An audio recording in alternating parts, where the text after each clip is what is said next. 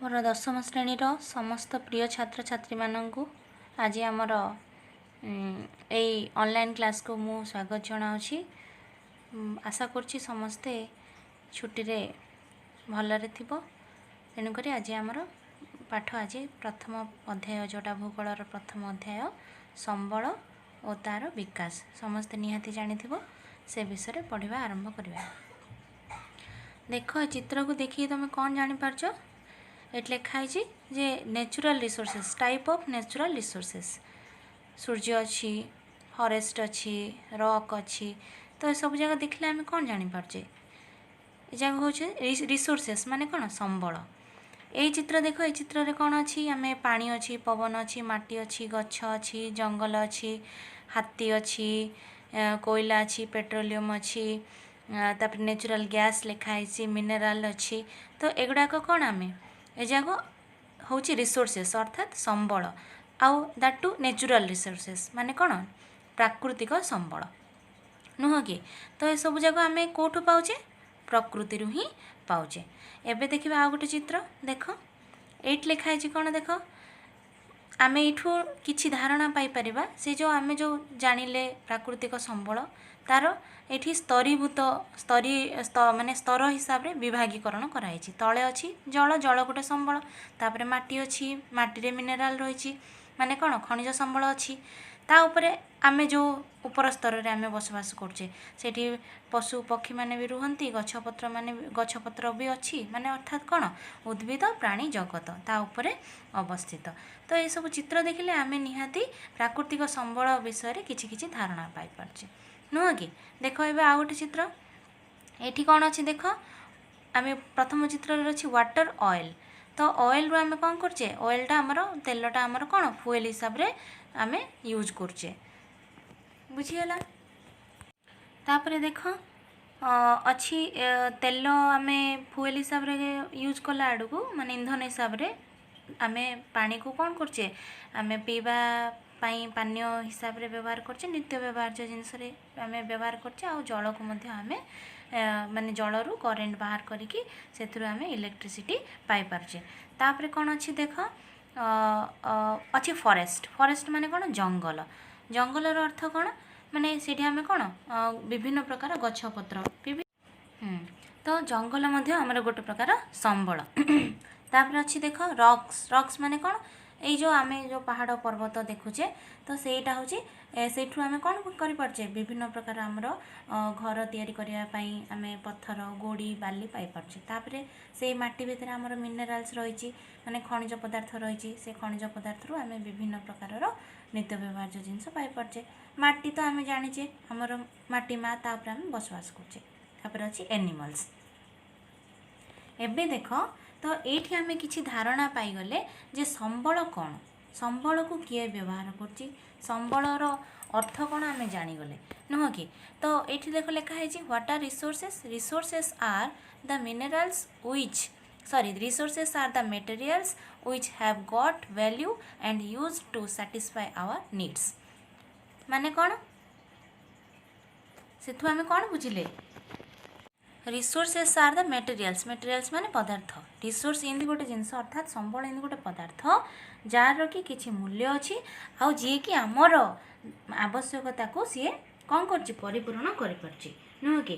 तापर कौन अच्छे देख there are few characteristics of resource utility and value तार निहाती आमर नित्य माने आमर दैनंदिन जीवन रे तार वैल्यू रही आउ तार निहाती आमर उपयोगिता भी रही मूल्य अच्छी उपयोगिता अच्छी नुह कि। तापर अच्छी देख डिप्लेशन और कंजम्पशन आमे ताको विभिन्न कार्य आमे केमती संबल को आमर नित्य व्यवहार्य जिनस आम ताको व्यवहार कर पारछे विभिन्न कार्य ताको लगे पारछे। एबे देख ए चित्र को देखिकी तुम कौन देखि पारछ एटा तुमर बही फोटो मु काटी फोटो नहीं बही तुम बही रे एमती लिखा है संबलर अर्थ कौन संबलर संज्ञा कौन तुम ए बुझीज। देख पिला माने एथिरे कौन लिखाई मनुष्यर व्यक्तिगत तथा सामाजिक आवश्यकता पूरण करिबारे उपयोगी और मूल्यवान विवेचित हेउथिबा परिवेशर विभिन्न पदार्थ अर्थात जैव अजैव अन्यान्य तथा शक्ति इत्यादि जहाँ प्रौद्योगिक दृष्टिकोण सुगम्य ଅର୍ଥନୈତିକ ଦୃଷ୍ଟିକୋଣରୁ ସମ୍ଭବ ଏବଂ ସାଂସ୍କୃତିକ ଦୃଷ୍ଟିକୋଣରୁ ଗ୍ରହଣଯୋଗ୍ୟ ତାକୁ ସମ୍ବଳ କୁହାଯାଏ। ନିହାତି ଭାବରେ ଗୋଟେ ବଡ଼ ସଂଜ୍ଞା ଅଛି, କିନ୍ତୁ ବୁଝିଗଲେ ତାକୁ ଆମେ ଅତି ସହଜରେ ମନେ ରଖିପାରିବା। ତ ଏବେ ବୁଝିବା ଷ୍ଟାର୍ଟ କରିବା। ଦେଖ କ'ଣ ତାର ଅର୍ଥ ଆମେ ବୁଝିବା। ମନୁଷ୍ୟର ବ୍ୟକ୍ତିଗତ ତଥା ସାମାଜିକ ଆବଶ୍ୟକତା ପୂରଣ କରିବାରେ ଉପଯୋଗୀ। ମଣିଷର ବ୍ୟକ୍ତିଗତ ଅର୍ଥାତ୍ କ'ଣ, ଆମେ ନିଜେ ନିଜର ବ୍ୟକ୍ତିଗତ ଜୀବନ ତଥା ଆମର ସାମାଜିକ ଦୃଷ୍ଟିକୋଣରୁ ଆମର ଯାହା ଆବଶ୍ୟକତା ରହିଛି ସେଇ ଆବଶ୍ୟକତାକୁ ପୂରଣ କରିବା ପାଇଁ ଯିଏ ଉପଯୋଗୀ ହୋଇପାରୁଛି ଆଉ ଯାହାର କିଛି ମୂଲ୍ୟ ଅଛି ଏବଂ ଯାହାକୁ ଆମେ ପରିବେଶରୁ ପାଇପାରୁଛେ, ନ୍ୟାଚୁରାଲ୍ ରିସୋର୍ସେସ୍ ସେଥିପାଇଁ କୁହାହେଉଛି। ଆମେ ପରିବେଶରୁ ସେଇ ସମ୍ବଳକୁ ପାଉଛେ।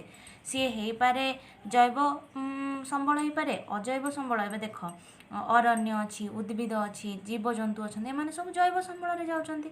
କିନ୍ତୁ ଯେତେବେଳେ ଆମେ ଖଣିଜ ଲବଣ, ଖଣିଜ ପଦାର୍ଥ, ଜଳ, ମାଟି, ପବନକୁ ଯିବା, ସେମାନଙ୍କର ତ ଜୀବନ ନାହିଁ, ତ ସେମାନେ ନିହାତି ଅଜୈବ ସମ୍ବଳ।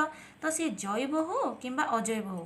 ଆଉ ଶକ୍ତି ସମ୍ବଳ, ଶକ୍ତି ତଥା ଶକ୍ତି ଯାହାକି ପ୍ରୌଦ୍ୟୋଗିକ ଦୃଷ୍ଟିକୋଣରୁ ସୁଗମ୍ୟ। ସୁଗମ୍ୟର ଅର୍ଥ କ'ଣ ନା ଗମନାଗମନ ସୁବିଧାରେ ହେଇପାରୁଥିବ। ପ୍ରୌଦ୍ୟୋଗିକ ଦୃଷ୍ଟିକୋଣ ଅର୍ଥ କ'ଣ, ମାନେ ପ୍ରୌଦ୍ୟୋଗିକ ମାନେ କ'ଣ, ପ୍ରଦ୍ୟୋଗ ମାନେ କ'ଣ, ଇଣ୍ଡଷ୍ଟ୍ରି, ଯେଉଁଟାକୁ ଆମେ କଳକାରଖାନା ବୋଲି କହୁଛେ। ତ କଳକାରଖାନାକୁ ସେଇ ସମ୍ବଳ ଗୁଡ଼ାକ ସୁବିଧାରେ ଯାଇପାରୁଥିବ। ଅର୍ଥନୈତିକ ଦୃଷ୍ଟିକୋଣରୁ ସମ୍ଭବ, ଆମେ ସେ ସମ୍ବଳକୁ କିଣିବା ପାଇଁ ଆମେ କ'ଣ କରିପାରିବାର ଅଛି, ଆମକୁ ସୁହାଉଥିବାର ଅଛି, ଆମେ ସେମାନେ ସେତିକି କମ୍ ମୂଲ୍ୟରେ ଆମେ ତାକୁ ପାଇପାରୁଥିବାର ଅଛି। ଏବଂ ସାଂସ୍କୃତିକ ଦୃଷ୍ଟିକୋଣରୁ ଗ୍ରହଣଯୋଗ୍ୟ ଅର୍ଥାତ୍ କ'ଣ ନା ସମାଜ ତାକୁ ସୁବିଧାରେ ଗ୍ରହଣ ଯଦି କରିପାରିବ, ସାଂସ୍କୃତିକ ଦୃଷ୍ଟିକୋଣରୁ ସେ ଯଦି ଗ୍ରହଣଯୋଗ୍ୟ ହେବ, ତାହେଲେ ତାକୁ ସମ୍ବଳ ବୋଲି କହିବା।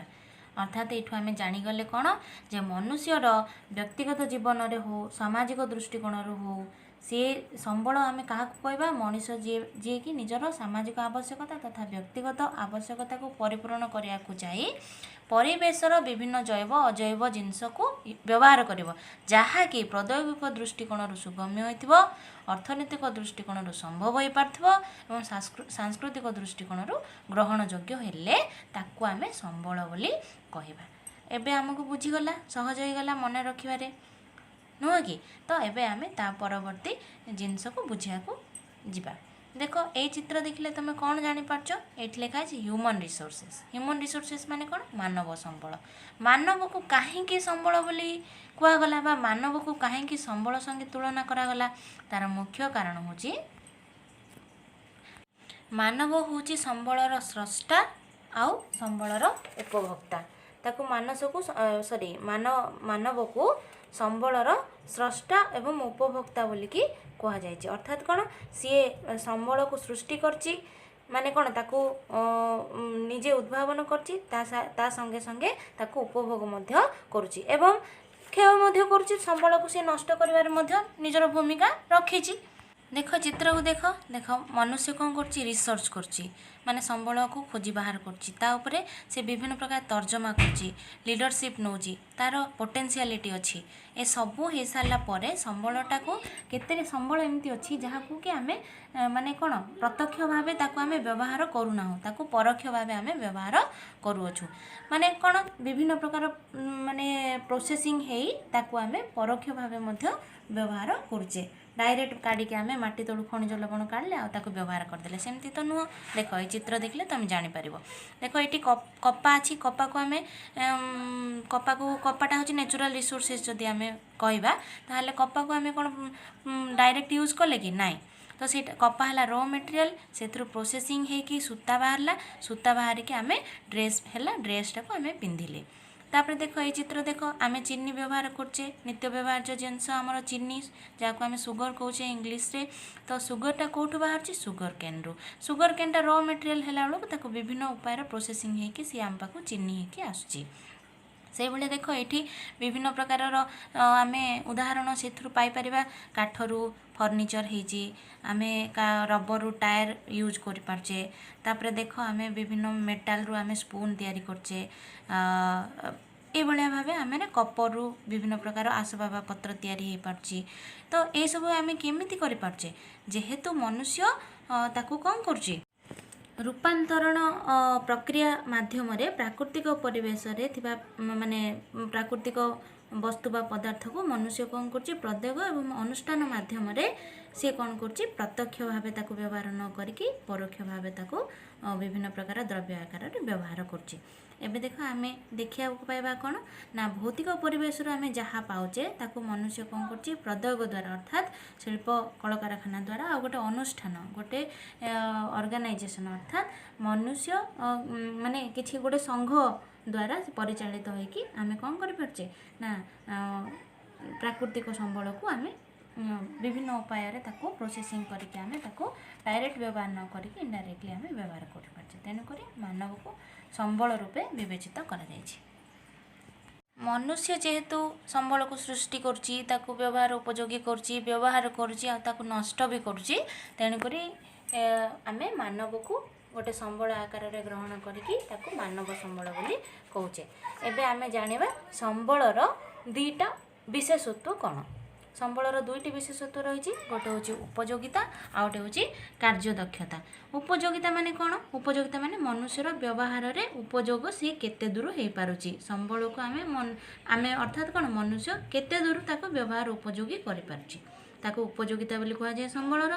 द्वितीयत हूँ कार्यदक्षता। कार्यदक्षता माने कौन आमे संबल को विभिन्न प्रक्रिया माध्यम किभली भावे आमर सी आवश्यकता पूरण करुची अर्थात आमे विभिन्न कार्य ताको किभली भावे संबल को किभली भावे आमे लगे पारचे व्यवहार कर पारचे ताको कार्यदक्षता बोली कहगला। तो पूरापूरी मोटामोटी भावे बुझिया को गले आज आमे आमर क्लास रे कौन शिखिले ना संबलर संज्ञा कौन आ मनुष्य को कहीं मानव संबल कह जाए संबलर दुईटी विशेषत्व नुह कि। तो परवर्ती क्लास रे आमे संबलर प्रकार भेद विषय रे आमे पुंखानुपुंख आलोचना करिबा। धन्यवाद।